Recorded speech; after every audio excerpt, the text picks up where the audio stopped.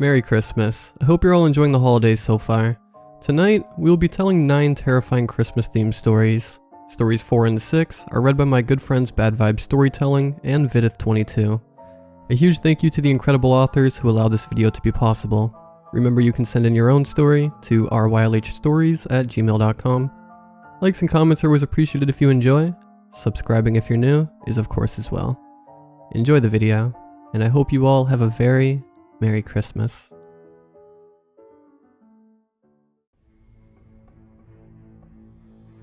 They say it's better to give than receive.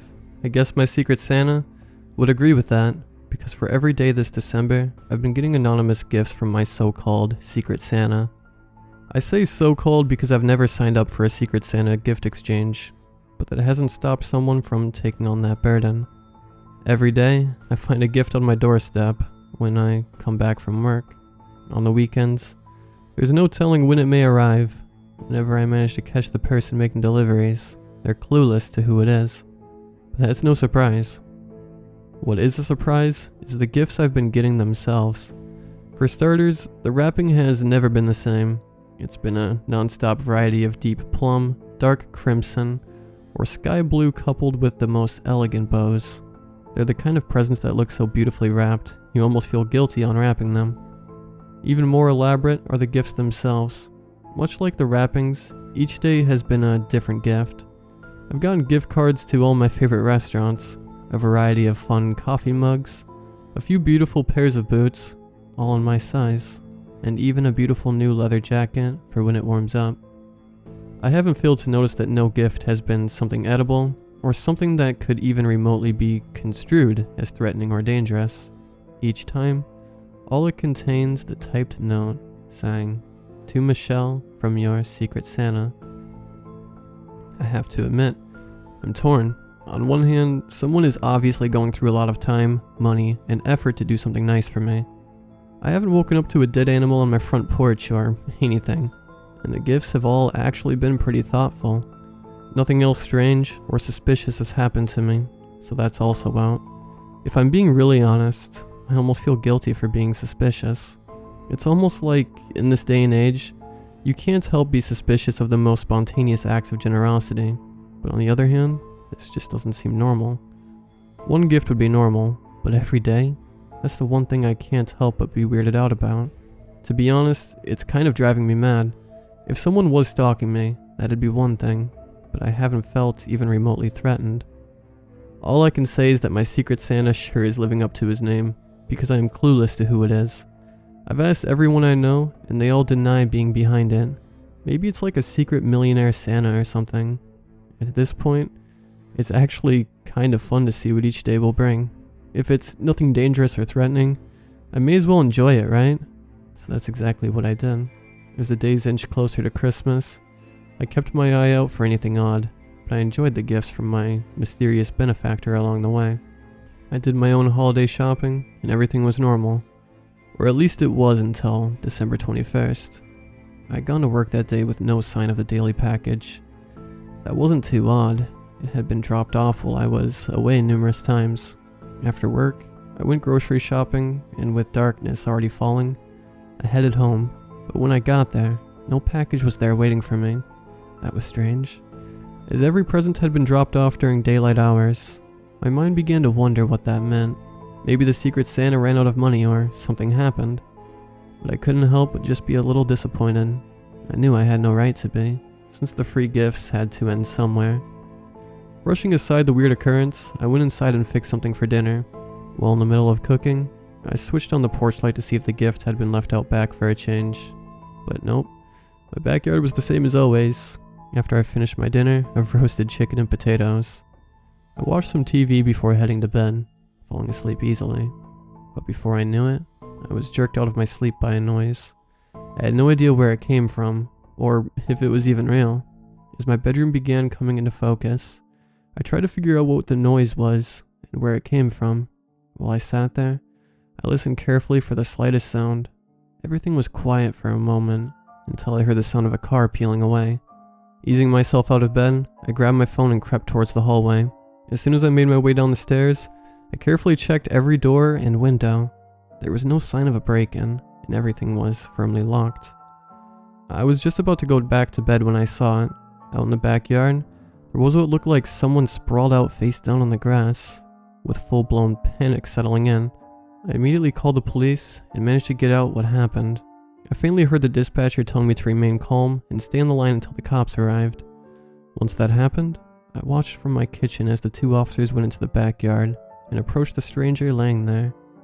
When he didn't respond, one officer, a slender man in his early 40s, went over and checked on him while his partner, an athletic woman in her 30s, kept her gun carefully trained on the motionless person.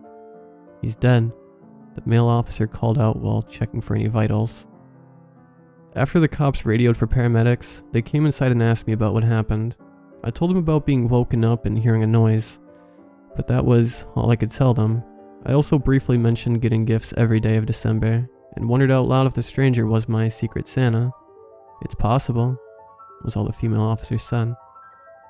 When the medics arrived, they found out that the stranger had somehow broken his neck while climbing over my back fence, which was rather perilous to climb, but while checking the body, they found that he had a few items on him that included a knife, a set of twist ties, a large hand towel, and a bottle of chloroform. As if that wasn't enough, they found the keys to a car parked down the street and found his wallet in there. Going through it allowed a quick record search, which revealed that not only was this guy someone I had never seen before in my life, they were also a convicted felon with a history of assault, burglary, and kidnapping. It wasn't too long before everyone finished and left, and I stumbled upstairs to try and get some rest. Not surprisingly, I couldn't. I kept wondering if the stranger really was my secret Santa, but considering the gifts were rather expensive to begin with, there had been 20 days of them, and the guy had driven an old beater car. It just didn't seem to fit.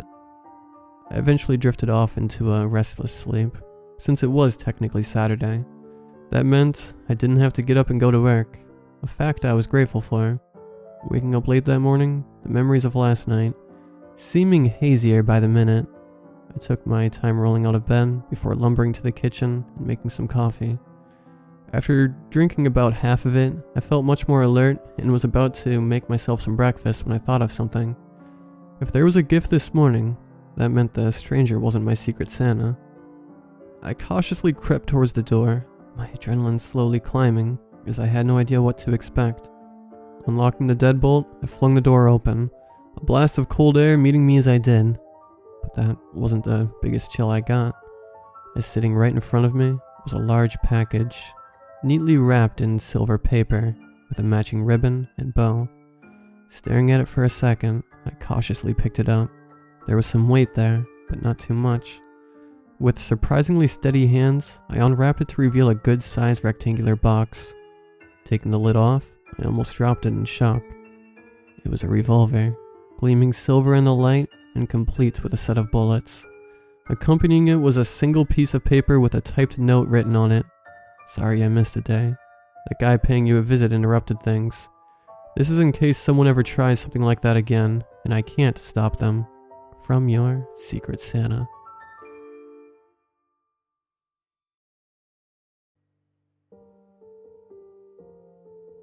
As kids, my brother and I were always told that without cookies, Santa wasn't happy. That was one of the main reasons it became our tradition, that of putting cookies and a glass of milk on our small living room table. We have been doing it for years, and even now, I was 16, I still plan on doing it next Christmas. It all started on Christmas Eve. That day was a long and boring one, me being on break and all. I had no plans that afternoon. It was about 4 p.m. when I decided I was going to make cookies. My family wasn't home yet, and I had plenty of time to bake something. I'd almost forgotten about that old Christmas tradition, and I had my mind set on baking those cookies. My mom loved to bake, so I wasn't really worried about missing ingredients when I went looking for them. I was in the middle of the process when it started snowing. I knew it would get bad in about an hour, so I called my parents and asked them when they would be back. My dad answered quickly and told me they would be back the next morning because the risk of a snowstorm was imminent, which wasn't a surprise. I thought I would make the best of the situation and started setting up my game console, my bowl of chips, and everything I needed to stay up late. Right when I was taking the cookie tray out of the oven, my brother burst in through the front door. Holy shit, man. It's going to be a big one. His rain jacket was covered in a layer of snow, and he was shivering. The fact that he left with shorts on this morning just made it worse. My brother Tristan was 18. He was going to college next year, so he tried to spend as much time with family as he could. He didn't have any job yet, so he just stuck around most of the time. "Smells like cookies," he said, sniffing the living room air. It did indeed smell like good cookies. I was never really good at cooking, but I could bake something nice whenever I followed the directions carefully. We got it all except the milk. It ran out. I said as I brought in the warm cookie tray and set a few of them on a plate on the living room table. "That sucks," he said, as he picked up a controller and turned on the console. I did as well, and we stayed up till about 11 playing video games and eating greasy snacks. Tristan decided he would go to bed earlier, because he had been playing soccer all day with his friends and was tired. So I let him go and continued playing some of my favorite games till midnight. At about that time, the heater stopped working, and the house got really cold. It was a common problem in my household, hence all the thick feather blankets we kept in our basement. I decided it was late anyway, so I headed to the basement to grab some blankets and went up the stairs quickly to my room in the comfort of my bed.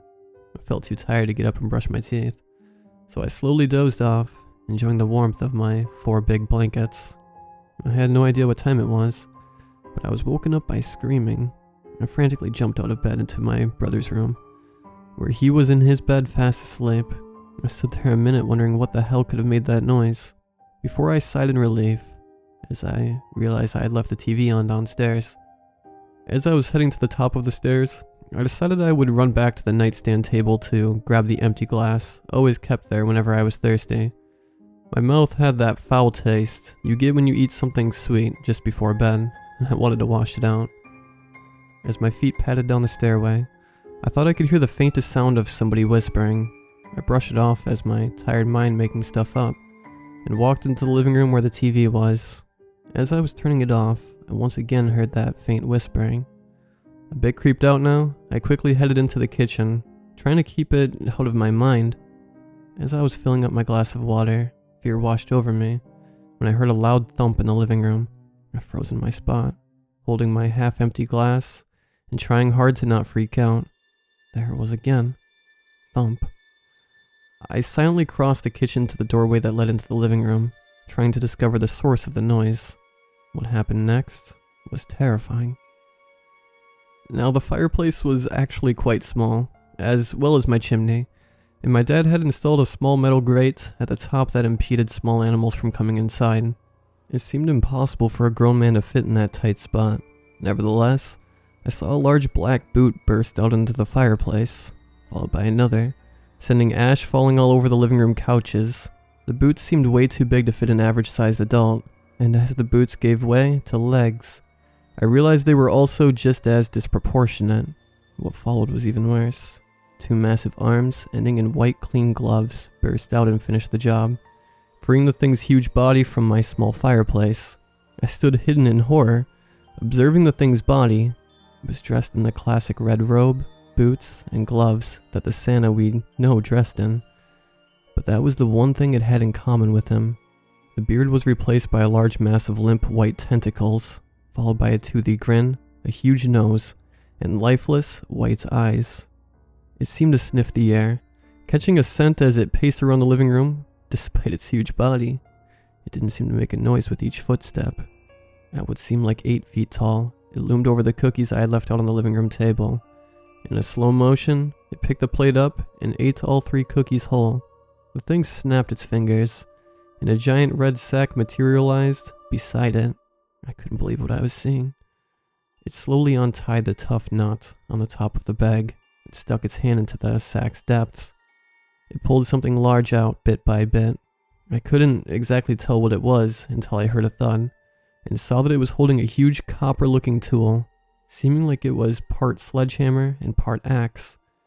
I saw that it was stained by black, thick pooling liquid, and it looked pretty damn heavy. I will never forget what it did next. With a low, demonic voice, it said my name. At that moment, I knew I was screwed. Although I couldn't hear the thing's footsteps, I could hear its weapon slowly dragging across the floor in the direction of the kitchen, my hiding place. I was hiding behind my kitchen counter, which was in the middle of the kitchen, where my only way out was through the back door that led into my backyard. I was in a panic trying to think clearly when I heard it say, "You're on the naughty list, Daniel." At that moment, I decided I would make a run for it. I dashed out of the back door, slamming it hard behind me, and alerting the thing to my escape. My initial thought was running to my neighbor's home to call the police, but then I realized that my brother was still asleep upstairs. I would have to turn back to his room to wake him up. Realizing I still had an empty glass in my hand, I thought up a plan. It was quite risky. I would hide in the large flower bush in my backyard, wait for the thing to burst out of the kitchen, and throw the glass to the wall on the opposite side of the yard, hopefully misleading it, allowing me to run back inside. As I waited in the scented bush, I could hear the thing turning the doorknob and pushing the door open. As it was opening the door, I threw the glass as hard as I could to the wall, shattering it and hopefully giving my brother a wake-up call. I ran across the cold grass in my yard and shut the door, catching a last glimpse of the horror in my garden. I locked it with the key that was always on the kitchen counter and stumbled into the living room. As I was running to the bottom of the stairs, I tripped over the sack and fell onto the wooden floor, spilling its contents onto the carpet. As I was getting up, I turned around and gasped in horror as I saw what it contained. 3 human heads laid spread out on the living room carpet, with a red ribbon on each bloody stump that would have been their necks. I was even more horrified when I realized one of the heads belonged to my neighbor.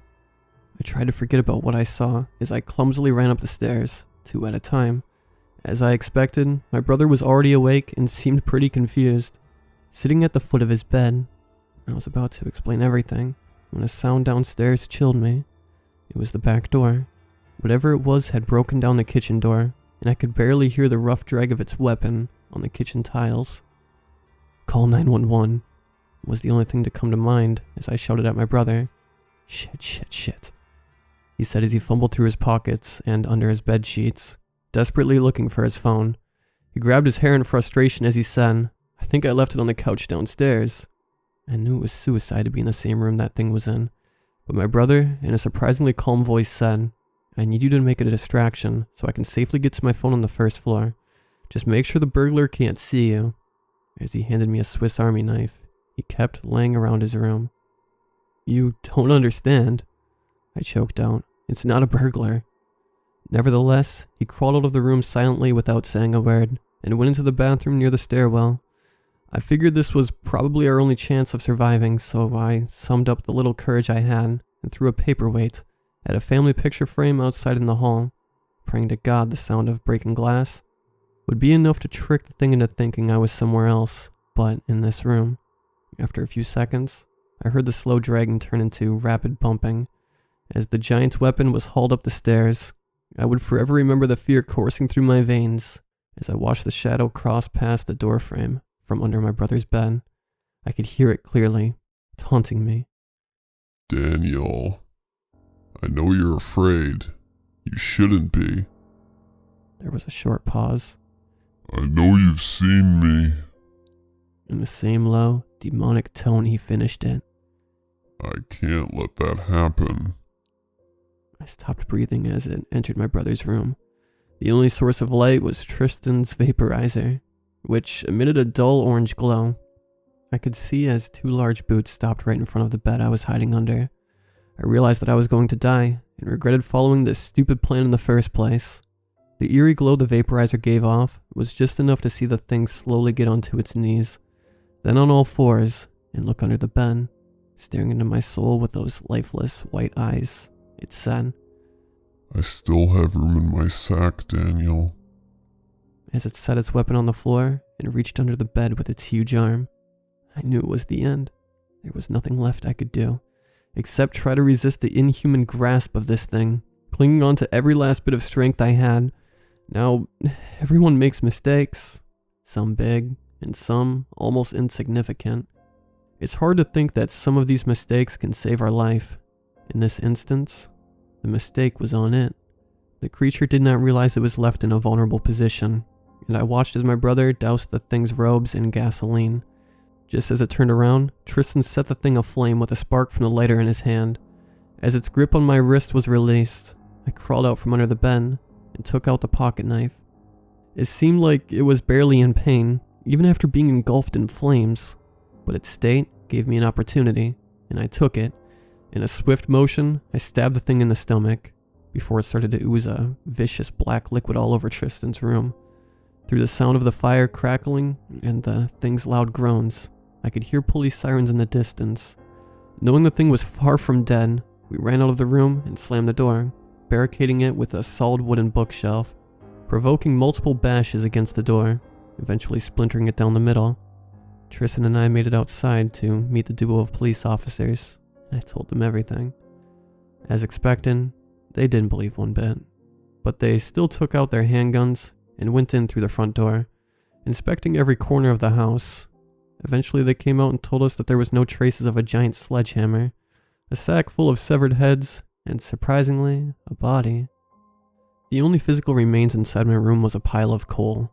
Nevertheless, the evidence of the broken doors and smashed glass was enough to rule it off as a break-in, and seeing we were alone for the night, they were stationed outside till the early morning, where they eventually left to their own homes to celebrate Christmas with their families. My parents came back at about 6 a.m., and in a panic, my mother asked what had happened. I hesitated, and in the end, I told her it seemed like there was a break-in, but that the cops took care of it. Christmas went on as normal in my household, opening gifts, eating a big breakfast, and spending time with family, but I couldn't get the events of last night out of my head, and I knew my brother couldn't either. I knew that if we told my family or friends, they were likely to not believe us, so I felt hopeless and decided to post this here, in some hopes of getting it out there, still with lots of questions in mind. What was that thing? How did it know my name? And why were my neighbors missing?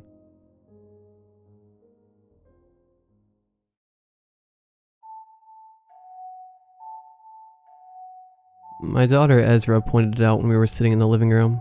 I was watching a Christmas special air on the television while she was busy entertaining herself with her Rubik's Cube and several other complicated puzzles that she enjoyed. The white specks rapidly descended outside, as promised by the weather forecasters earlier that day, so the best place to be was indoors, where it was nice and toasty. Dad, the walls are singing. My attention briefly shifted towards her, but I was still focused on the ongoing special. What was that again, honey? The walls are singing. They are? I questioned, grabbing the remote on the table. I lowered the volume and strained my ears to listen. Sure enough, I could hear the faintest tune of a song I could not recognize, emanating from within the wall directly next to Ezra. The abrupt sounds resembled someone softly playing handbells, each ring a gentle jingle that passed through the wall. I stood up and ordered Ezra to back away from the wall, worried that there might be a person behind it. One could never tell these days. I alerted my wife, who immediately came into the room from the kitchen. I pointed towards the wall and asked her to listen. She was just as confused as I was. Hold on to Ezra, I told her as I went to go grab the toolbox in my garage. I came back clutching a hammer, the knuckles on my fingers turning white and brimming with sweat. I neared the wall as the music got louder, the ringing altering in progression. I stopped for a second before placing one of my ears on the smooth surface. My skin made contact with the cold paint, but it suddenly felt a wave of warmth once it was directly on top of the music. I could feel the tremors from the bells, unique ripples that scattered like drops of water. I then backed away and swung my hammer into the partition with full force multiple times. Moments later, several white fragments were scattered on the carpet as I stared into the gaping hole that I had created. The melody had stopped from my intrusion, and once I peered into the cramped space, my eyes were met with the inner fortifications that kept the wall itself up, and a whole shower of dust and debris. I was relieved I did not stumble upon a person for that matter. I searched for hours after that, and was not able to find any bells to speak of. Any angry glare from my wife later forced me to call it quits. I had not only a driveway to clean up from the snowfall that next morning, but also an obvious void in my living room to tend to. However, the music did not end there. The bells continued to ring in the walls every night after that day. Each time, it was at a different location in the house, and it always began at midnight, Whenever I checked inside the wall, I could not find anything that seemed to be causing the noise. I tried referring to the internet for a solution to this unusual phenomena, and ended up returning empty-handed. I was also reluctant to question neighbors due to the fear of sounding crazy, and the reality of them not believing me at all. After that, we had moved in a couple of months ago, and I did not want to start off on the wrong foot. Honestly, the bells themselves were not as big of a disturbance as I thought they would be. The songs were quite serene, embodying the slowness of a lullaby and lasting for short periods of time. They seemed to produce an aura of wonder and imagination. I felt myself slipping into an enchantment in certain instances, picturing many lifelike memories that came to my mind unconsciously, except they weren't my memories. I briefly saw myself standing in what appeared to be a small, well-lit shop. The vivid aroma of cinnamon hit me first, before the sweet smells of hard candy and steaming hot chocolate. I saw the pointy green tree in the wooden corner, lined with multi-tinted ornaments, red and blue canes, and a colored star that cast wisps of light that danced on the ceiling. Toys of all shapes and sizes lined the walls on long shelves, facing towards me on either side. What caught my eye next were the rows of bells situated above the toys, and each of them looked unique, with distinct patterns etched into them. They all rung in unison, playing the same familiar songs on repeat. I had experienced these mirages enough times for the images to be ingrained in my head, and I could not tell if that was a good thing. I noticed that Ezra had become acclimated to the bells as well, memorizing different tunes and humming them before she went to sleep.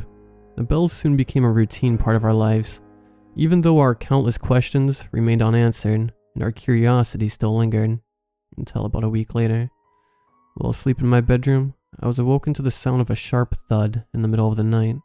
It was soon followed by footsteps and shuffles from downstairs. I assumed it was my wife since she occasionally goes down to get a glass of water, but when I felt her sleeping next to me, my heart began to race. The footsteps had reached somewhere near the bottom of the stairwell when I started to get out of bed.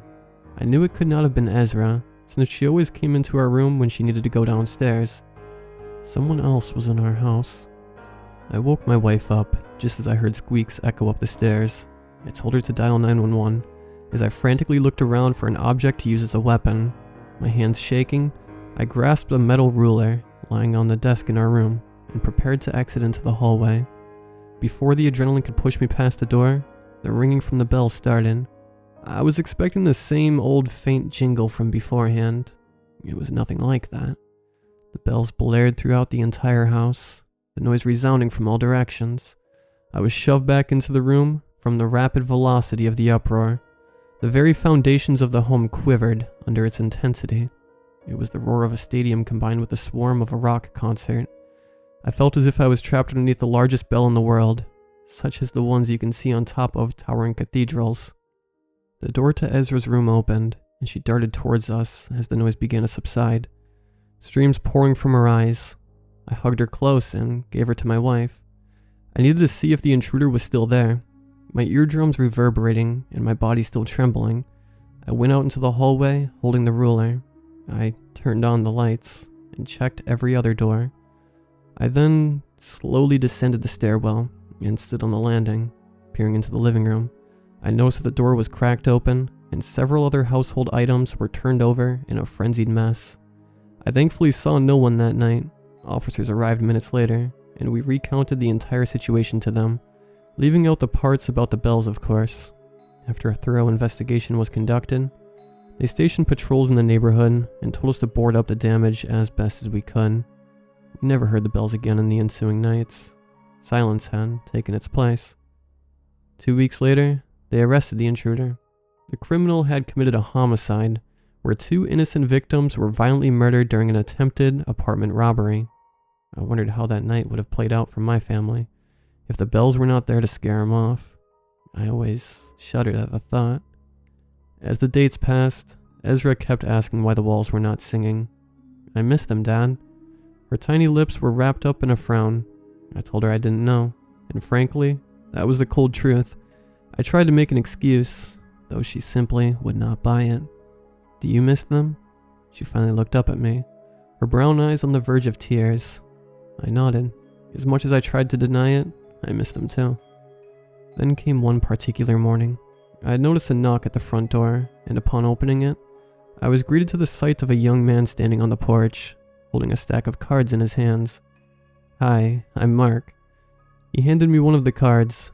"This is an invitation for our annual gathering for Mr. Grant's memorial. It will take place at the end of the week. All the info is on the card." "Mr. Grant?" I inquired, studying the card. There was a photo of an older gentleman printed on the front side. He wore circular glasses, a soft smile, and a neatly trimmed gray beard. "You must be new around here, huh?" "Yeah," I answered. "My family's from upstate, and we bought this house only a couple of months ago." "Ah, I see." Mark kicked off the snow from his boots. "That makes sense." He pointed his finger at the picture. "To answer your question, that's Mr. Grant. Best person I've met in my entire life. Practically everyone in this town knows him. Growing up, I used to go to his little shop every day with all the other kids. He loved children. His shop had everything you could dream of. Toys, candy, and decorations for each holiday. If there wasn't something you liked, he could make it for you. Mr. Grant could do anything. That man made us believe in ourselves." "Where's the shop at?" "That shop used to be here, where your house is right now. I'm pretty sure the Builders Association took up the property and reallocated it for residential homes. There was even a whole riot about it." He sighed. "I just wish I could visit it one more time, just to hear the bells." My ears perked up. "Wait, what bells?" "Mr. Grant's bells." He had them lined up all around his shop. They played these cool tunes that no one could figure out. I'd like to think he made the songs up himself, to keep us always guessing. It was my favorite part of the shop. My mouth slightly hung open. I couldn't believe it. What happened to Mr. Grant?" Mark paused. "Sadly, old age got the better of him. His heart gave out while he was asleep." "I'm so sorry about that." "No need to be sorry," he acknowledged. "It's been many years, but none of us could ever forget what happened during the week he passed away." "What happened?" "Some of the townspeople claimed they could hear bells ringing the very night that followed Mr. Grant's funeral. No one could pinpoint the source of the harmonious music, since it seemed to be echoing all around the block. But one thing was clear." He leaned in, whispering.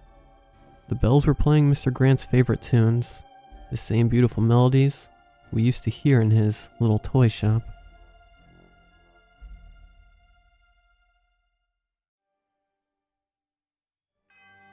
Have you ever seen something so horrifying that you know deep down it will replay in your dreams forever? Some time ago, when I was just a boy, I had one dream: to finally meet the real Santa Claus. That December, I had been completely obsessed with photography and video, and had been recording and taking pictures of everything in sight. Yes, I had taken pictures of everything: the trees outside our home, our fireplace, and a bunch of burnt gingerbread cookies my mother had taught me to bake earlier in the week. I was a pretty straight-laced kid, and I was the last kid I knew to still believe in Santa Claus. "Don't tell me you still believe that," my friend Chris had said, to which I replied nothing. I was a stubborn little boy, and I knew for a fact if I truly believed enough that I would indeed see something amazing after the clock struck midnight and became Christmas Day. I was right, sort of. If you would like to continue living in blissful ignorance, this is where you should stop listening. Maybe it's better if you don't know the truth. As I said, carrying around my camera was my thing, Ron Howard style. That year on Christmas Eve, I had planned to be the first child on Earth to get concrete proof of Santa's existence. In my young mind, I had seen newspapers and news channels around the globe showing my evidence. They would interview me, the little boy who had proven everyone wrong, and maybe then people would finally start to believe. That evening, my mother and father took turns tucking me into bed before shutting off the lights and heading back to their room.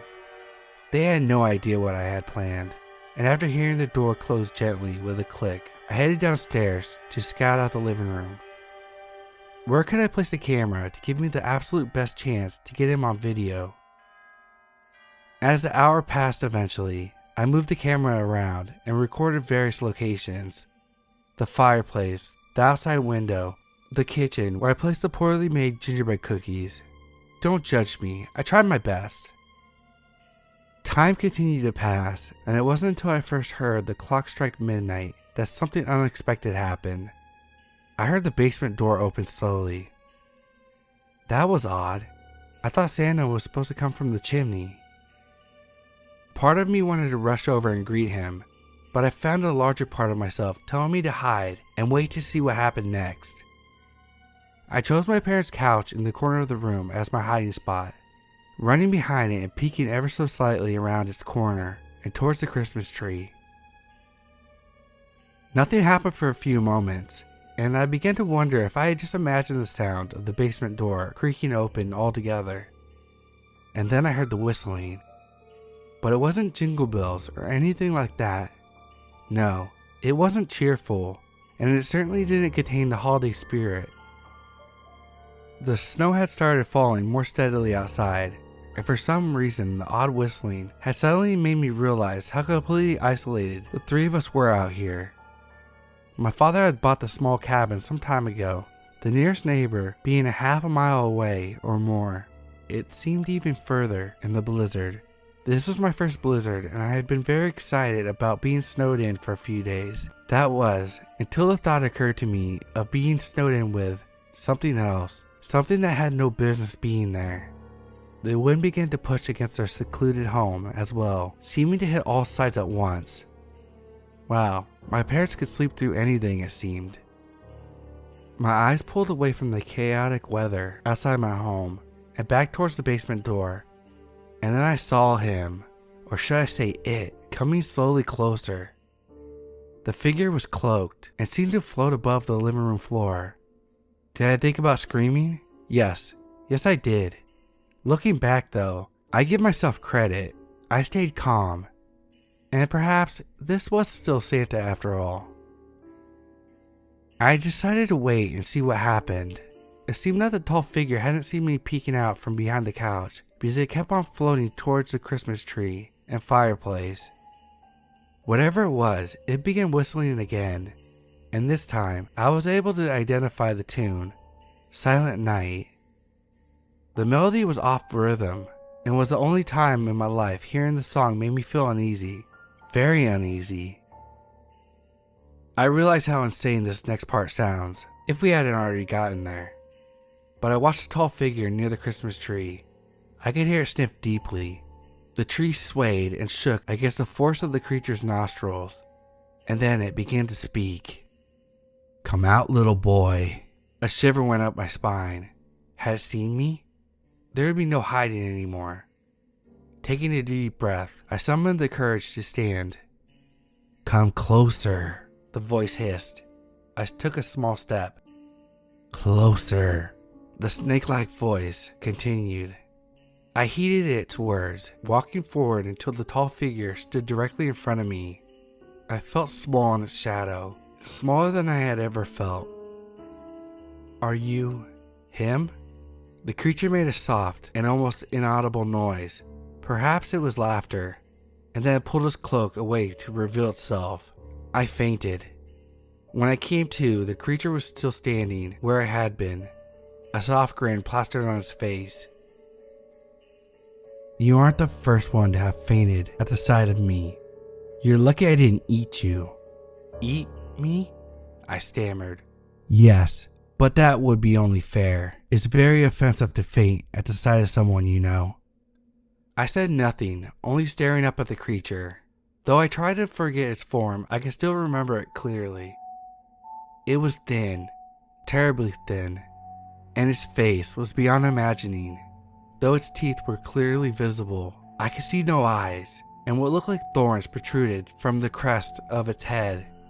Branches extended from the thing's body in all directions and dragged what looked like a sack behind it. To answer your question, no, I am not Santa Claus. The creature knelt down near me, and I could feel its icy breath push against my eyes and face. But I know him. "You do?" The creature nodded. "Of course, he's my brother." The news that this terrifying monster was the brother of Santa took a long time for my childhood brain to process, at the end of which I was probably even more confused than before. How? The creature paused. Well, normally I don't share such things, but I admire your courage. It sighed, and it's been a long time since I've spoken to anyone, even a boy. It smiled, showing its sharp teeth, and then it continued. For every good act in this world, there is an evil one. For every kind gift, there must be an unkind. I bring a balance to the good my brother spreads. I bring evil? I whispered, finishing his words. The creature nodded as if pleased. You're a smart little boy. So far, I'm glad I haven't eaten you. My mind turned again. The next question popped up quickly in my mind. Truth be told, I didn't want to ask. So what evil have you brought us? There was a long silence before it replied. You are very wise. Are you sure you want to know? I nodded, and it smiled back. Very well. Though my gifts will not take effect on this day, their influences will be felt through the next year and beyond. It pulled out a sack that followed closely behind him and set it on the floor before me. There was only one gift inside, which beyond closer look had my mother and father's name written neatly on a dark card that sat on top of the box. Open it if you dare, it whispered. As I knelt down next to the present, the room seemed to grow colder, and the wind swirled violently, now just outside the foggy glass. The lights flickered on and off as I began to unwrap the small box. I laid the wrapping paper down neatly, piece by piece, on top of the tree's red and white Christmas skirt. Looking up at the creature, I said 2 words. I'm afraid. Its long, thin arm reached out towards me then, finally setting on my closest shoulder. Though I could not see the creature's eyes, it seemed to gaze at me nonetheless. It seemed to be looking as it cocked its head from one side to the other. Look upon my face, little child.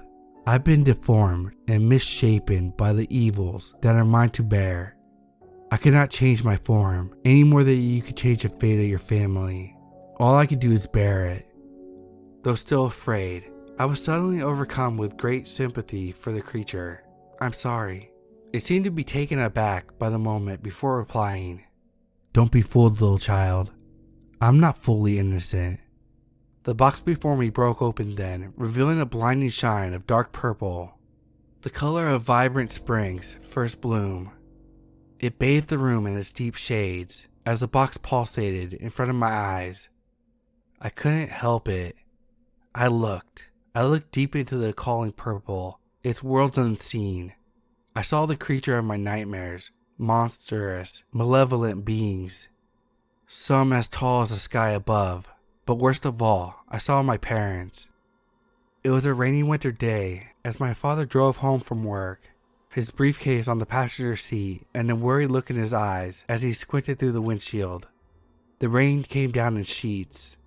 No, Dad. He couldn't see the large semi that had gently pulled beside him. It drifted closer into his lane, and then... Stop, I don't want to see, I cried up to the creature. But it was too late. The truck was overtaking my father and pushing his car into the bridge guardrail. I wish I could say he didn't suffer. A violent wave of purple as my eyes were taken elsewhere. A hospital. No, please. It was my mother, receiving the cancer diagnosis and laying in the hospital bed. She stared out into the darkness. I can't take this, I told the creature. And maybe I imagined it, but to this day I think it gave me a small look of pity. It knelt closer. She'll live. Why are you showing me this? I asked, holding back tears. The basement door opened again with a creak. The creature fell backwards onto the floor, striking its head and letting out a sigh. I realized then that as terrifying as this thing was, there was still one that even it must answer to. I must go, it whispered, pulling its cloak over its bony head and concealing its form once more. I watched as it floated back towards the basement steps, and then it said the words I will always remember. Be afraid for what is to come, child, but don't let it consume you as it has me. I watched as the figure began to fade away into the darkness, the last proof of its existence being the soft words that carried their way through the air and into my ears. For only in death and suffering will you find life.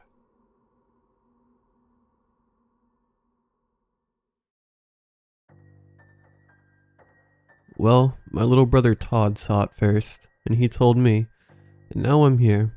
My friend Allie told me about this site a few weeks back when we were sharing horror stories. Some seemed totally fake, but now I'm here to talk about mine, and I hope you guys don't think it's fake.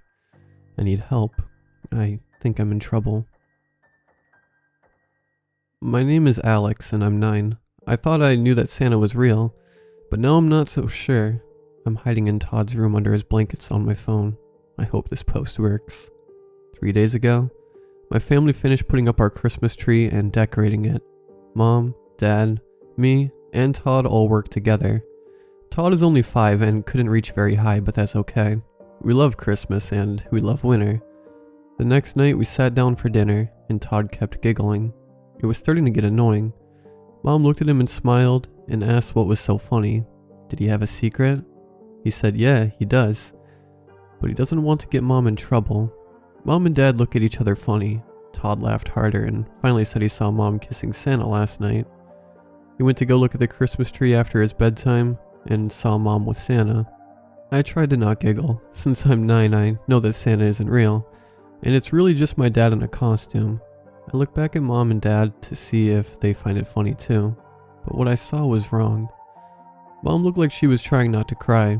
Dad had a weird look on his face.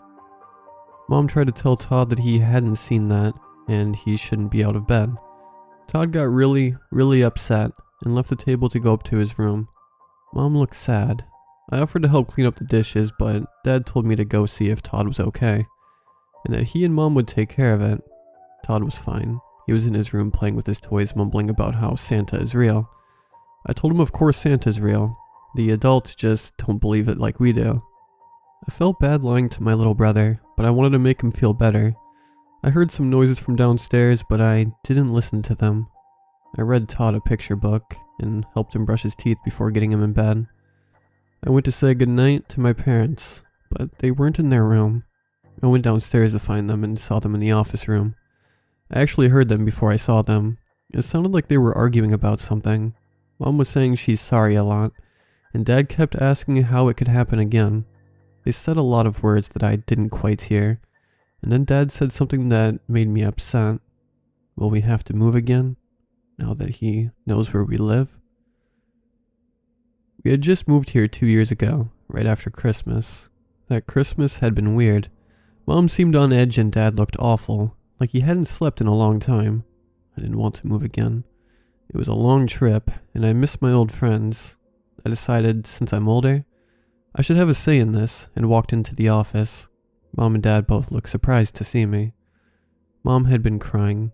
Seeing her like that, I got upset and the words I was going to say got stuck. I asked if we would have to move again. Dad crouched down and hugged me.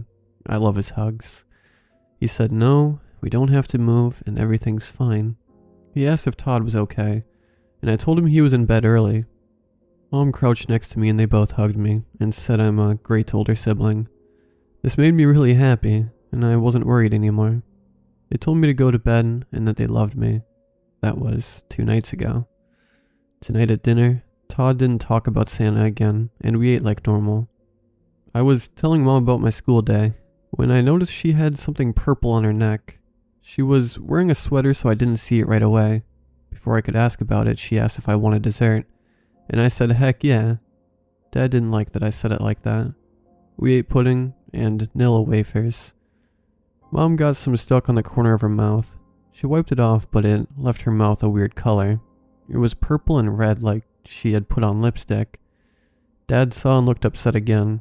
They quickly told me and Todd to get up and ready for bed, and they would take care of the dishes. I had a long day, so I went to sleep pretty quickly. Mom and Dad came in and kissed me goodnight. A lot later, I had to get up to the bathroom, and when I came out, I saw the lights flickering downstairs. It didn't make sense. Our tree didn't do that. Allie's tree did that, and it was cool, but it made my head hurt. I went to see if it was broken. I took 2 steps down the stairs and I heard noises. Was someone else up? Maybe Dad was trying to fix the tree. I just wanted to peek and make sure everything was okay. I didn't want to cause trouble. I saw Dad on the ground reaching towards the tree. I was right. He was trying to fix it, but something seemed wrong. He wasn't moving. He was also wearing a sweater I didn't recognize. It looked like his white knitted sweater, but there was a red mark on it that looked like it was getting bigger the longer I looked, which was weird. I heard the noise again and tried to find it, but it was hard because the room didn't have a lot of light. I leaned against the stair railing, trying to see through the poles. On one of the brighter light flashes, I saw bright red in the corner of the room. I looked over and saw something I don't think I was supposed to see. It was Santa, but something was weird. He didn't look like how we're taught Santa looks. He was big, taller than our tree. He was fat, but in a weird way, like Maui from the movie Moana. He was wearing a bright red coat that went to his knees. His shoes and his pants were the same dark black, and he didn't have a hat. I thought he was wearing big white gloves, but after a few more flashes, I saw his hands were big like when you put a ring on your finger that's too tight, and you can't take it off. Then I saw his skin was a weird color. It looked like a jellyfish, slimy and clear, but also white. I wouldn't have noticed, but when I saw it right next to my mom's face, it seemed so gross. And that's when I recognized my mom. He had her against the wall with his hand around her neck. My face turned cold and I felt my blood rush down my back. That was wrong. This was so wrong. I was scared. My mom made a sound and I recognized it as the sound I heard earlier. Santa brought his face to hers and kissed her, just like Todd said. Her eyes were wide and she looked like she was trying to move. At one point, I thought she looked right at me and was trying to tell me something. It was gross and I wanted to yell, but as soon as I opened my mouth, he turned to me. His face was ugly. His skin was wrinkled and gray. His eyes were yellow and the white part was red. His mouth was open and really wide in a gross smile. It could almost go from one ear to another. His nose was small and flat against his face like a pig's. He had no beard, but he had thin white hair falling over his ears. When he turned to me, he didn't turn his body, just his head. I heard a thump, but didn't stay to see what made it. I rushed up the stairs and into Todd's room, which is where I am now. I tried calling the police, but it kept ringing and no one picked up. I locked the door and put a chair in front of it like I see in the movies. Todd is a heavy sleeper, and I have him in my arms. Someone please help me. I'm so scared. I think I hear my dad calling me. My eyes slowly opened, and I awake to the sound of the howling wind and the soft touch of snow falling on my face. My head was pinned back, looking up to the heavens, and through the broken windshield, I could see sky above me, white with a touch of gray, soft, bright, clean, blissful. As I pulled my head down to look at my body, I was hit by a wave of nausea and my head pounded. My brain felt swollen and overheated inside of my fractured skull. My entire torso was covered in a thin layer of powdery white snow. I shivered and realized I couldn't feel my hands or much else for that matter. Only a dull pain and the tingling numbness of the cold. I stared up the empty expanse for a moment longer. A gust of wind snapped me back to the present, the cold air cutting across my face like a knife, and suddenly, I remembered.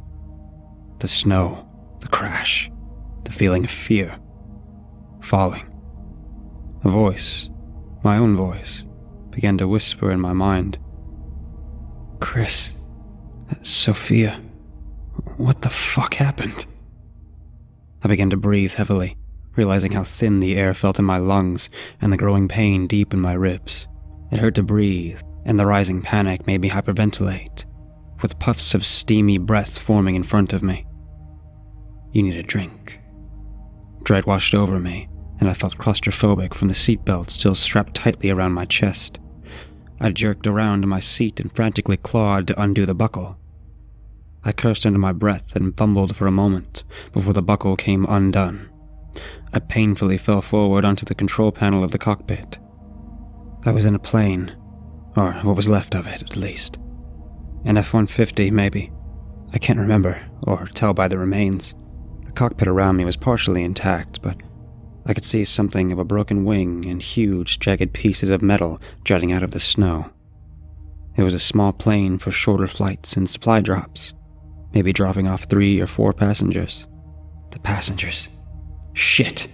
I felt a rising panic from the pit of my stomach that gripped my entire body. Shit. I spun around and began waddling through the snow furiously, the packed snow crunching under my panicked steps, slipping and falling as I searched. You're the pilot, Sophia. Flying the plane's your fucking job. I stumbled through the deep snow and glanced across the landscape. We had crashed in a field somewhere over the pass. No, the side of a mountain somewhere. It was too rocky. Parts of seats and broken compartments were scattered around the cockpit. I marched methodically as the wind howled and I searched. My adrenaline surged as I fought the pain radiating through my body and pushed onward. I clutched my lower ribs and scanned the area for a sign. Anything. After a couple minutes, I saw it, peeking through the blinding snow. My heart dropped. No, please God, no. 3 lifeless bodies sat slumped in a row of seats that had been ripped out of the plane. Oh my God. I moved as fast as I could, but once I got closer, I knew. I slowed down and tried to contain my horror as they came into view. Waves of nausea passed over my body again as I felt my throat constrict. Blood seeped from their mouths. The woman on the right was covered in bruises, her once beautiful face contorted in pain and covered with cuts. Dried blood covered her golden hair. I moved to touch her wrist, but the body felt cold. Her skin hardened and frozen from exposure to the elements. The man next to her slumped onto her shoulder. His neck twisted the wrong way and his head cocked upwards, looking towards the sky. Snow rested on his shoulders and his face, nearly covering the sharp bone protruding from his left shoulder. Oh, Jesus Christ. I whimpered out loud, my lips quivering as I began to cry. My head was spinning, and I sobbed with heavy, gasping breaths. This can't be happening. To the right of the woman sat a kid, maybe 13 or so. His body was twisted into a grotesque shape from the impact, his seatbelt barely holding what was left of his corpse. I fought the urge to throw up. He had sat frozen in time, mid-reach as he stretched across the seat to touch his mother one last time. This can't be fucking happening. I stared at my feet and sunk to my knees. The tears burned down my frozen face and I rocked helplessly in the snow. I reached instinctively into my jacket for a flask, but remembered it was probably empty. I hit the icy ground with my fists and screamed, "This is all your fault. This is all your fucking fault." I moved slowly back towards what remained of the cockpit. The blinding white snow rushed towards me. Gusts of freezing wind cut through me over and over. What happened, Soph? What the fuck happened? Inside the cockpit, I picked up the black microphone and brought it shakily towards my lips. I switched on the comm unit and was met with only the sound of static. I took a breath and cleared my throat before pressing the receiver. "This is Sophia Turner, pilot from the Flight 2771, headed to Rockman. We crashed somewhere over the pass. 3 passengers are dead, and I'm the only one left. We need evac ASAP. Over." Nothing. More static and the howling wind. I repeated the message, but still nothing. I dropped the mic to the floor with a clang and reached under the pilot's seat. I opened an emergency kit bag and began blindly pulling out papers, licenses, maps, equipment, bandages, rubbing alcohol. I was bleeding from my forehead and ears. I felt lightheaded and was likely concussed, but I barely noticed. I didn't care anymore. I wiped the tears from my face as my breath began to slow and I found the map that I needed. "Come on, Soph. You looked at the maps before you crashed." I spread it across the control panel and scanned the area near the coordinates I could remember. And there it was. Garcia Pass, 2 miles west of the nearest outpost. I checked my watch. If you don't move, you'll die out here. 2 hours before nightfall, the terrain was rocky and the visibility was already bad, but if I started moving, I could maybe get there before the temperature dropped. You're going to die out here, Soph. I grabbed some bandages and maps into my inside pocket and stuck the flare gun and compass in my outside pocket. I checked the map again. You're a fucking idiot. I glanced past the pieces of metal stuck in the snow to gaze at the dark silhouettes of the bodies one last time before I began to march. The wind had picked up now, and through the blizzard, I could only see a couple feet in front of me, and the vaguest outlines of objects. I checked my compass every few seconds. I could make out several peaks in the distance, rising above the icy wasteland sprawling before me. I closed my eyes and took a deep breath and kept moving. 1 foot in front of the other. You're a fucking idiot and you're going to die out here. 1 step in front of the other. Over and over. The terrain began to change as I marched. The crunch of snow slowly replaced by the sound of gravel and stones. Boulders rose on either side of me, and I made my way down the mountain. I made my way through mazes of tall, dark gray rocks covered in a thin layer of snow. I moved methodically, weaving past the stone as I descended, my mind focused on the direction I was going and keeping 1 foot in front of the other. You're going to die out here. Soon, I had to climb. The stones grew taller and taller, towering over me like monuments that had stood for 1,000 years that would continue to stand for long after I was gone. I kept moving. Up and over I pushed, scrambling from stone to stone, my heart pounding and I could still feel my headache splitting my skull. Up and over, up and over. I could see dazzling bright lights and geometric patterns against the wall of the white snow. I dragged myself up and slid over to the other side of each towering stone. Up and over, up and over, up and over. I heaved myself up from what felt like the 100th time. I stood carefully and moved slowly to the next rock. But I misstepped, and I began to slide. Something crunched as I fell on my already injured rib. I yelled in pain at the sky and clutched my side. I lay in the snow for a minute. I inhaled deeply, wincing as my head continued to throb. I slowly rose to my feet. And then I heard it. A voice echoing against the rocks. Outside of the monologue swirling in my head.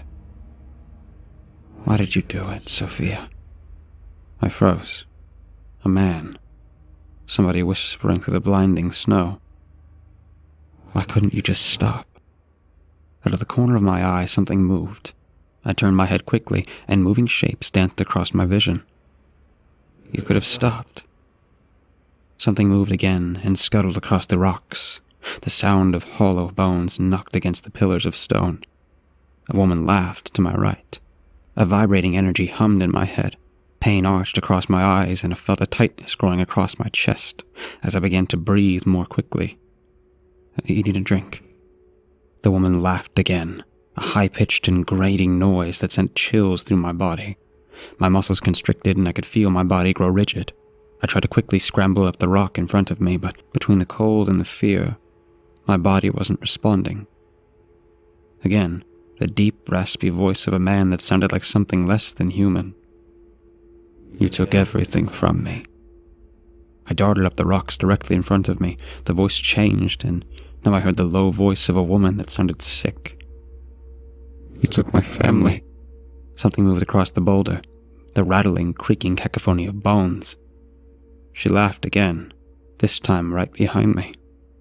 You took my life.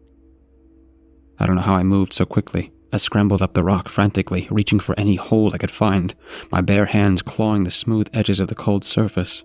I dragged myself up and over again, my face pressed against the cold granite, up and over and onto the top, right up to another face.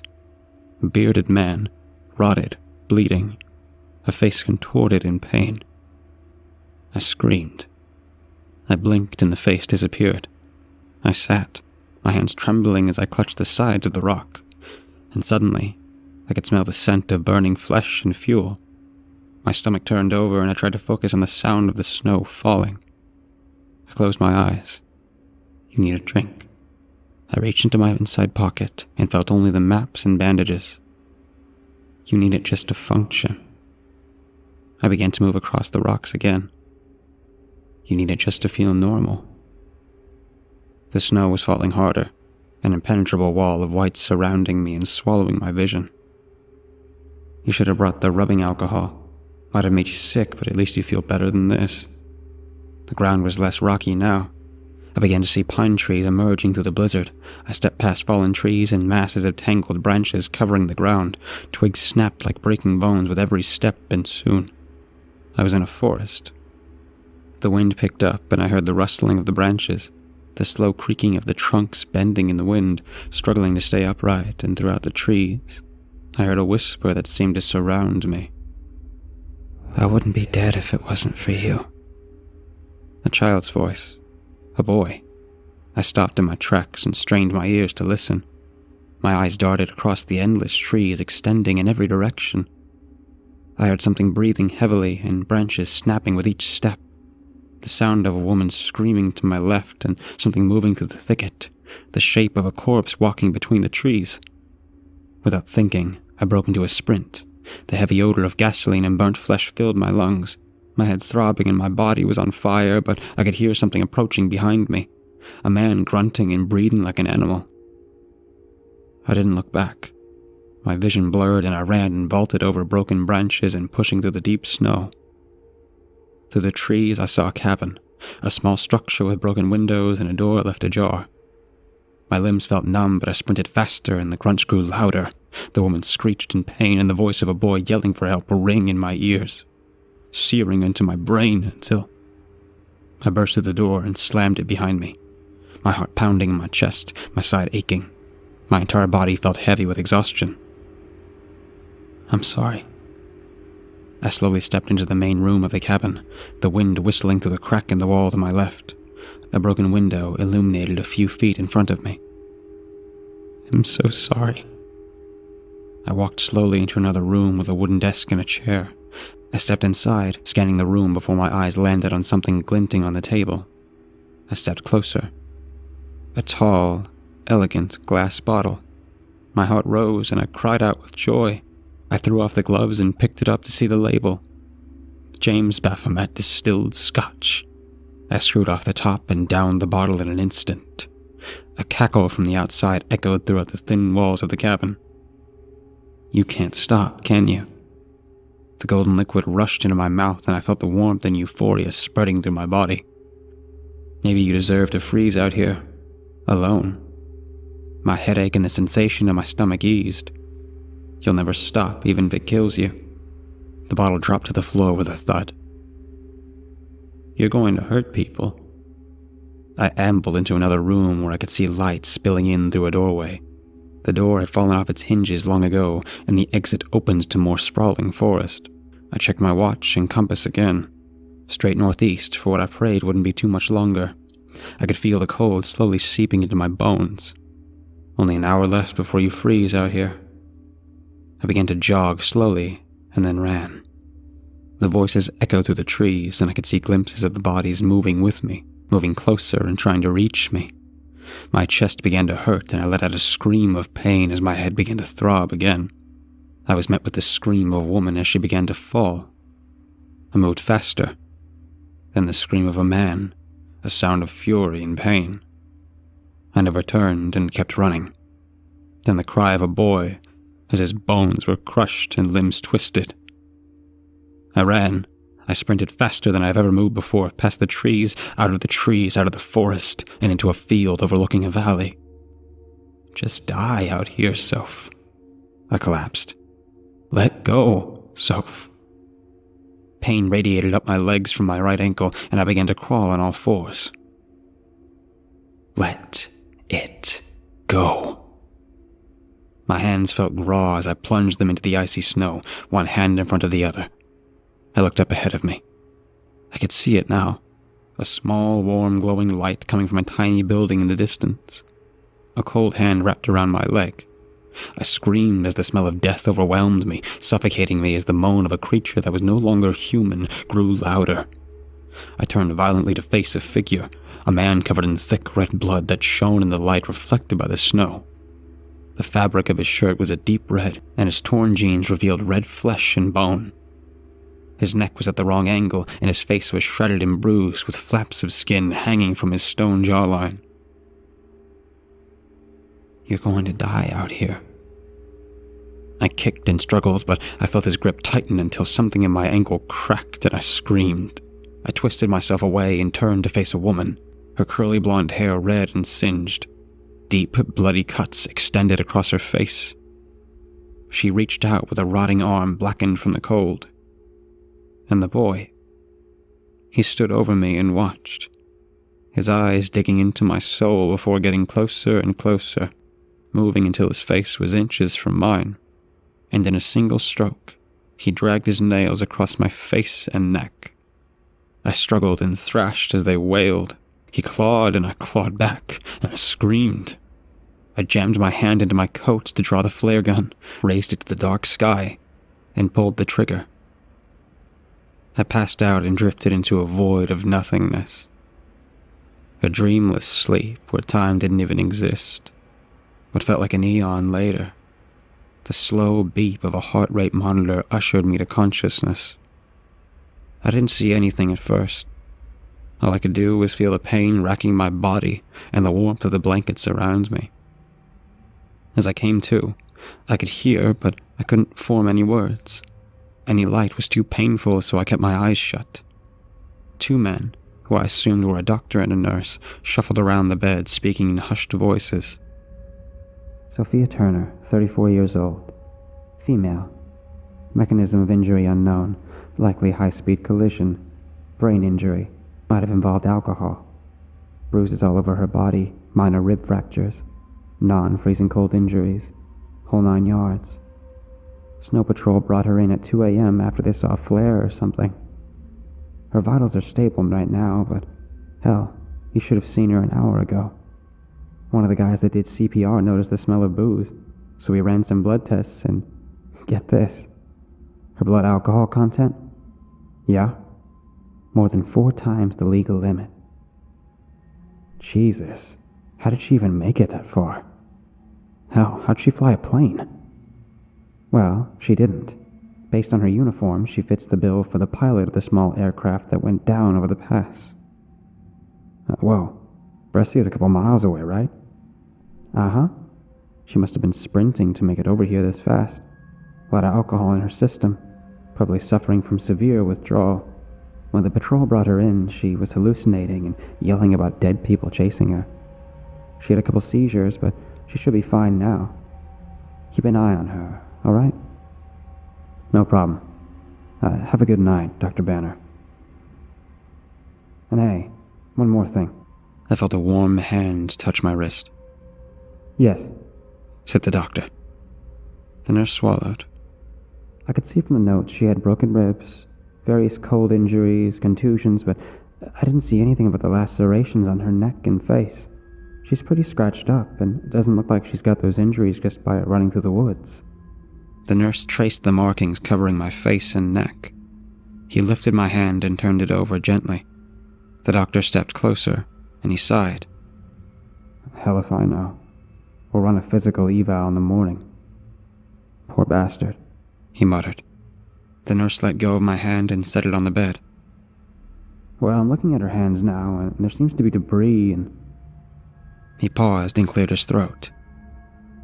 Flesh. Human flesh under her fingernails. The doctor was silent for a moment.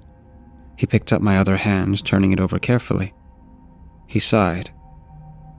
I hope the lacerations might have been an animal or branches, but my best guess, they were self-inflicted. I drifted in and out of sleep for days. They let me leave once I was mostly healed and felt I was well enough to be on my own, even though I didn't. I still don't feel like I should be alone. I spend most nights by myself. Writing helps.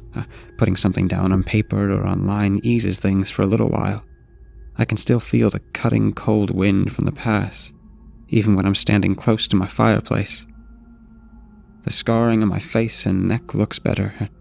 It looks like cracks almost, as if I've broken apart and my fragments are barely holding together. If I put on enough makeup, they almost look invisible, but I can always see them no matter how much foundation I use. It hurts to look in the mirror. When I cry, the salt in my tears stings the cuts under my eyes and cheeks. I don't know if I'll ever feel better. Sometimes I'll look out my window at the falling snow and zone out. Memories of the past loop in my mind endlessly, and I can't make them stop. I still see shadows in the snow, faces of the family still haunting me, burning in my brain. If I'm not careful, sometimes I'll find myself standing in the snow with no idea how I got there.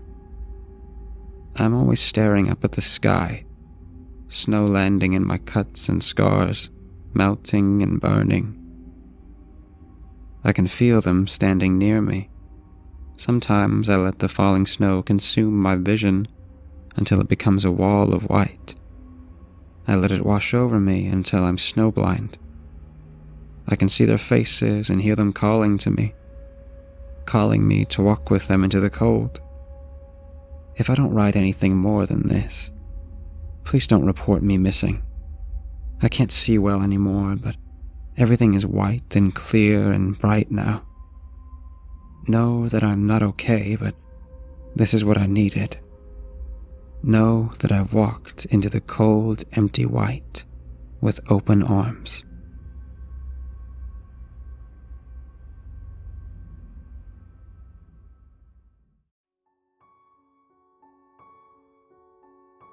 Most movies, TV specials, malls, and Christmas cards depict him as this large, grandfatherly, overly cheery man who employs hundreds of elves to make toys for the good children of the world, and delivers them via flying reindeer, drawn sleigh, in exchange for cookies and a glass of milk. That's not right at all. Before you rip me to shreds in the comments for being a Scrooge, or a Grinch, or whatever you call someone who makes fun of Santa, hear me out. I'm not denying Santa's existence. He's very real. But he doesn't look anything like you'd imagine. Let me start from the beginning. I loved Christmas growing up. My grandparents owned a dairy farm in northern Wisconsin, and we'd always drive up there for a week to celebrate Christmas. Those Christmases are some of my happiest childhood memories. My grandfather would take us, my little sister, cousins, and I, on a sleigh ride around the farm, take us sledding down the massive hill near the woods, and help us build snowmen. My grandmother would make enough food to feed an army, topped off with her homemade sugar cookies and hot chocolate. But the best part of the trip was the night before Christmas. We kids had a whole bedroom to ourselves, but every year, one of us would be dared by the others asleep in the living room to try and catch Santa. They always fell asleep though, but none of us were that disappointed. We did, after all, have a pile of toys to comfort us. The Christmas I was 9, however, was the last truly happy Christmas at my grandparents' farm. That year, I had been picked to try and stay up and meet Santa. Despite the failures of the previous years, I decided that I was going to see him. I don't even remember why I was so determined. It was years ago. But it seemed a good enough reason to 9-year-old me. So, when we were certain that the adults were asleep, I grabbed my blanket and pillow, ran on my toes down the stairs, and got myself set up on the couch. Santa hadn't come yet. The cookie plate was still full, and the tree still had no gifts. I wrapped my blanket around my shoulders, faced the fireplace, and waited. There was a blizzard that night. It would later be recorded as one of the worst snowstorms in the history of Wisconsin. I remember looking out the window and seeing nothing but white. Maybe the sound of the storm's wind is why no one heard what happened that night. I don't know. I sat there for at least 4 hours, pinching myself, telling myself stories, doing anything I could to stay awake. I think it was midnight. Yeah, it must have been. When I looked out the window, staring at the snow, and thought I saw a shape cutting through the air. I went to the window, wondering if it had been an owl. Grandpa hadn't always complained about owls harassing Grandma's terrier. Then I heard it.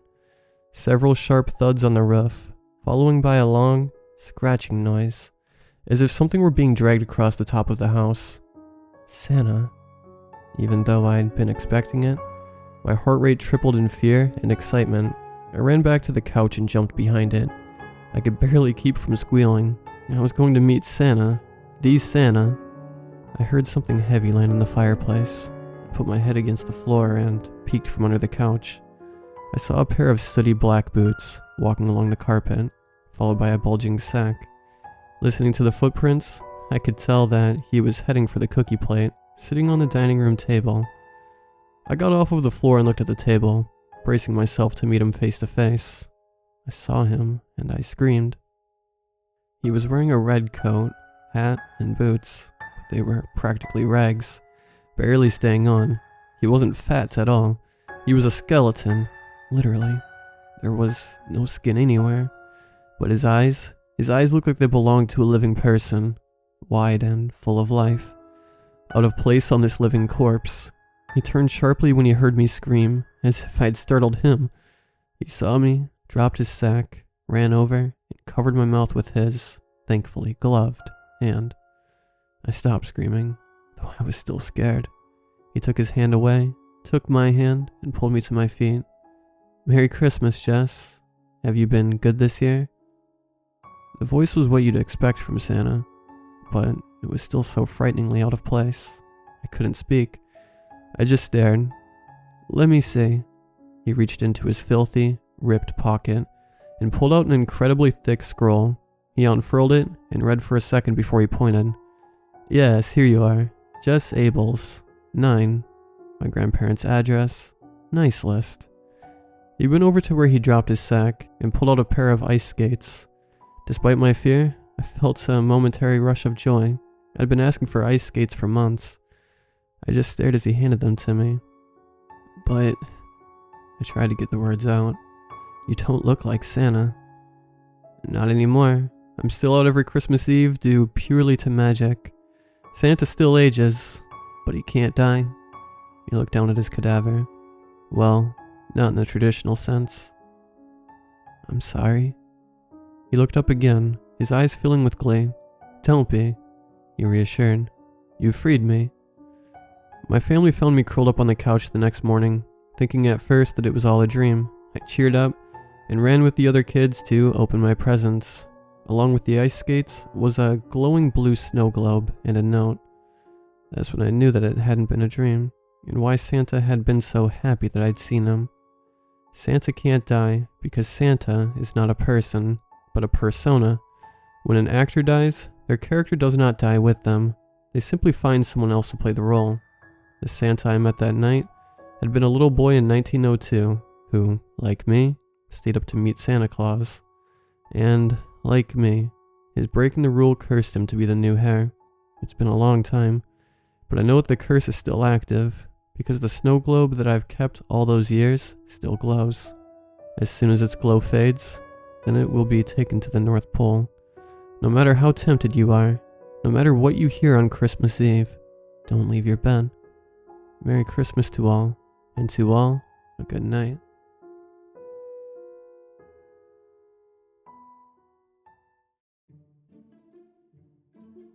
It started as just a harmless, but slightly mean gesture that definitely wasn't planned. A few of my friends and I went to our local mall to shop for Christmas presents, and later take pictures with Santa. We stood in the line with screaming toddlers and antsy young kids for what felt like almost 2 hours, until it was finally our turn. We all gathered around the mall Santa, and I asked if I could sit on his lap for the picture that we were paying for. After a few awkwardly long moments, he turned cold eyes on me and said, "Absolutely not." I thought that the picture that in my head would be funny, and I wasn't entirely sure that he wasn't joking, so I tried to describe the hilarious image that I had thought of. He responded again with a hard, "No, no way." The crying from the kids in the line was growing louder, so I just went along and smiled at the elf taking the picture, even though I was a bit upset. Once the picture was taken, I was feeling a little bit irritated and a bit more embarrassed at his outright refusal. Why had he been so cold and standoffish to me? Is it really only appropriate for mall Santas to pose with young kids? I know that my actions were childish, but I reacted without thinking. I stood in front of Santa, and, using my body to shield the kids in line, I tugged on Santa's beard a bit, and whispered harshly, "You're not that convincing of a Santa anyway. And not very jolly either." His beard didn't budge much. but I saw his cheeks go red, and I quickly walked away while my friend dealt with the pictures. I went home that evening slightly embarrassed by my reaction, and figured that was the end of it, but obviously, it wasn't. That night I woke up to the screeching sound of a chair scraping against the hardwood floor, followed by light footsteps making their way through my apartment. My heart thudded in my chest as I jumped from my bed, grabbing my phone before locking myself in the bathroom. As I dialed 911, I could hear the footsteps moving down the hall towards my bedroom. I guess shitty thin apartment walls are good for at least one thing, right? When the operator answered, I frantically blurted out that someone had broken into my apartment and gave my address. The footsteps were crossing my bedroom now, toward the bathroom door. But there was something else, a high-pitched giggling. I pulled the phone away from my ear as both sounds drew closer, and soon it was nothing but giggling outside of the bathroom door. Naughty, naughty, on the naughty list. Came a hushed voice through the door. What? I called back, my voice sounding shrill even to my own ears. So naughty, we'll get coal. Another voice sounded out. Then the giggling resumed, two voices ringing out so clearly and yet so in sync. Come on, Jamie, open the door. One high-pitched voice called out, interspersed with the second voice saying, Jamie naughty, naughty list. There was a horrible screeching, scratching on the door. It sounded like fingernails on a chalkboard. Constant, non-stop.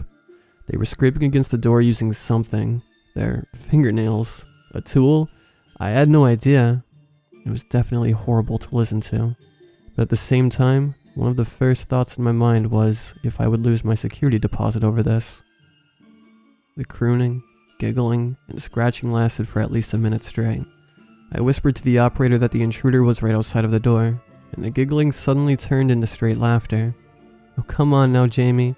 Open the door, exclaimed one voice as the other said, Naughty list, come on. We just want to talk about the naughty list. The doorknob began to jiggle, slightly a bit, then full-on rattling, constant rattling up and down as if trying to rip the knob from its proper place. I got down on my hands and knees and looked through the crack underneath the door. There were two people, two sets of feet, clad in what appeared to be green-pointed shoes with a puffy ball on top. One of the set of feet hopped up and upon landing began to spin as the other feet started to dance a jig of some sort.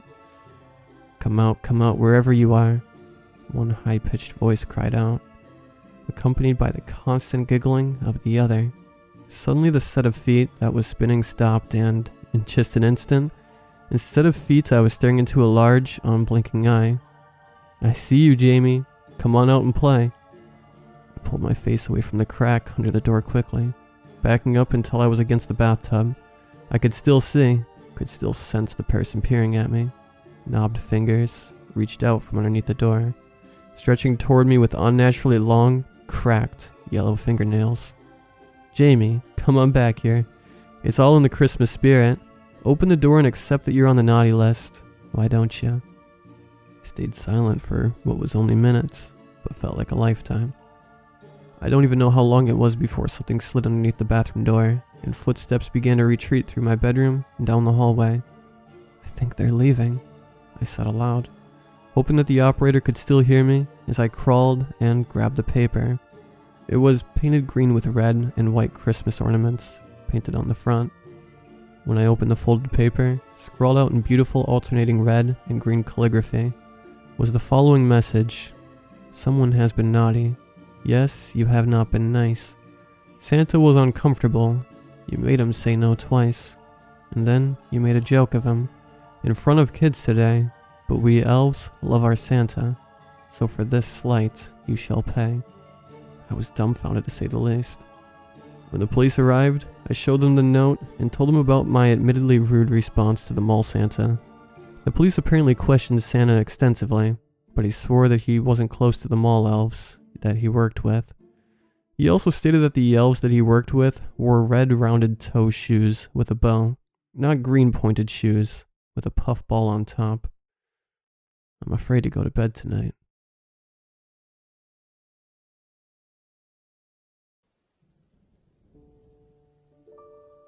Christmas is supposed to be a joyous occasion. Time spent in the company of friends and family, jolly caroling, and of course partaking in too much of Aunt Judy's special eggnog. But after what happened last year, the impending holiday fills me with nothing but dread. My wife Sam and I always spoil the kids rotten. We were never supposed to be able to have children, you see, due to some health conditions that had befallen Sam as a child. So, when she successfully conceived, carried, and delivered a beautiful pair of twins, a boy and a girl, we were overjoyed. Last Christmas, we really went overboard with the gifts. Jack and Julia had turned 5 that year, and we wanted to make it one they'd remember. Of course, Sam and I had procrastinated wrapping the myriad of presents until the night of Christmas Eve. "Kevin, will you bring the scissors in with you?" I heard Sam call from the living room. I carefully juggled a pair of scissors and 2 glasses of scotch from the hidden collection as I returned to her. She sat cross-legged in the middle of the floor, surrounded by wrapping paper, tape, and presents haphazardly strewn about the hardwood. I grinned down at her and chuckled. She looked ridiculously adorable, sitting there in her fuzzy snowman pajamas with the studious expression on her face as she meticulously wrapped the robot puppy toy. I lowered myself to the ground beside her and handed her a glass and the scissors. "Thanks, babe," she said, putting aside the freshly wrapped box. "I think we may have overdone it. It's going to take us all night to wrap these." I laughed and shook my head. "With the 2 of us, it'll be done in 2 hours. Tops." She frowned at me and rolled her eyes playfully. "You're lucky we got the kids to sleep on time tonight. We might actually make decent time, and maybe even get some sleep before the 2 of them were up at the butt crack of dawn." "God, don't remind me," I groaned, knowing we'd need to be up in less than 7 hours, when the twins inevitably clambered out of bed as early as 6 a.m. "Well, we better get to work then," she chastised, finishing off her drink and driving back into the tedious task at hand. By the time we were done, my arms and back ached from being hunched over for the long hours we had spent wrapping. All shapes and sizes of presents lay in front of us, containing a variety of toys and games, ranging from Barbie dolls and Spider-Man figures to an indoor ball pit, and even pool games from when we opened ours back up in the spring. Each present was delicately labeled in the elegant scrawl of Santa Claus, penned by yours truly. Sam and I positioned the assortment of green and red striped presents under the tree, scrutinizing our handiwork. "Oh, we can't forget the most important part," Sam exclaimed, taking my hand and leading me towards the armchair that sat by the fire. A tired groan escaped my lips as she ushered me towards the mound of cookies and glass of milk. "Hun, it's nearly 2 o'clock in the morning. Can't we just save them for another day?" I pleaded, dreading the amount of time I'd need to spend at the gym if I partook now. Sam grimaced, but wouldn't relent. "You know Jack and Julia will be so disappointed if they see Santa didn't eat their cookies. Here, I'll help," she offered, snagging a cookie and swallowing it down. I could never disappoint my kids, so there Sam and I stood in the middle of the night, dutifully devouring the treats left for jolly old Saint Nick. When the 2 of us finally clambered back upstairs, we had reached the point of exhaustion where the house could have burned down around us. For that reason, we were none the wiser to the situation unfolding downstairs that silent night. I was awoken the next morning by the shrill scream of my daughter. Sam and I both shot out of bed at the same time, carelessly tossing the down comforter to the side. I beat her to the door and flung it open, both of us racing down the spiral staircase. I skidded into the living room, my heart hammering in my throat as I called for my children. "Julia, Jack, what's wrong?" Their matching brown-haired heads stood in front of the merrily twinkling Christmas tree. At my words, Julia twirled around, a bright smile on her little face. "Santa came, Daddy." I let out an exasperated sigh, stepping forward and pulling the twins into my arms as a wave of relief washed over me. "You can't scare Mommy and Daddy like that, kiddo. Indoor voices next time, okay?" Sam laughed behind me. "Well, seeing as everyone's alright, how about some breakfast?" The twins groaned. "But what about presents, Mommy?" Jack asked, his soft chocolate eyes drifting longingly to the bounty of presents beneath the tree. "After, okay?" I told them, and they begrudgingly accepted. A few moments later, the tantalizing aroma of French toast and sausage wafted over the kitchen. We all expeditiously ate our meal before reconvening in the living room once more. I threw a couple logs into the fireplace before gathering around the tree with my family. The cozy glow of the embers and the soft sounds of Christmas music coming from the radio filled the house with a festive atmosphere. I positioned the camera so that it would catch the presents and their joyful reactions as they unveiled them, hoping to look back on this occasion in fond remembrance for many years to come. Now, I am filled with fear and uncertainty whether I watch the footage over a stiff drink. Jack went first, pondering the assortment of gifts, trying to decide which one he wanted to open. To my surprise, he opted for a small box near the front that likely contained some sort of action figure. "Go on, sweetie. What did Santa bring you?" Sam encouraged him. An excited grin braced my son's face as he tore into the wrapping paper, sending shreds of sparkling red and green paper flying in his excitement. He struggled with the cardboard of the box a moment before reaching in and withdrawing the present within. My anticipation at his glee swiftly shifted to trepidation as his small hands withdrew the contents of the package. Sam and I sat in shock, startled silence, as Jack contemplated the coarse rope of the noose in his hands. "Daddy, what's this?" he asked innocently, lifting the noose towards me. I scrambled to my feet and snatched the prickly rope from his hands, thundering into the kitchen without a word. I heard Sam consoling Jack in the living room before joining me. "Kevin, what kind of sick joke is this?" she demanded angrily, glaring at the noose on the counter. I stared at her in shock before snapping back. "I was hoping you would tell me." She huffed and snatched the heinous tool off the counter, shoving it furiously to the bottom of the trash can. "Why would I buy something like that for our children?" I frowned. "Well, how the hell did it get here then?" "I have no idea, Kevin. We wrapped all those presents ourselves last night." I did my best to ease her fears. It was probably some salty fucker at the factory playing a sick prank. We had no other explanation for what could have happened, and decided to return to the festivities. Sam and I returned to the living room, freezing in the doorway as we took in the scene before us. Jack and Julia had been unable to contain their excitement any longer, and had already ripped apart many of the presents. Amidst the destruction of boxes and the familiar wrapping paper, more harrowing gifts lay strewn about. A crowbar, a plastic bag, zip ties, bleach. With a shout, I lunged forward and scooped my children up, shouting at Sam to follow as I raced up the stairs and locked my family in the safety of our bedroom. We had wrapped dozens upon dozens of presents last night, and every one was inexplicably replaced with the macabre tools.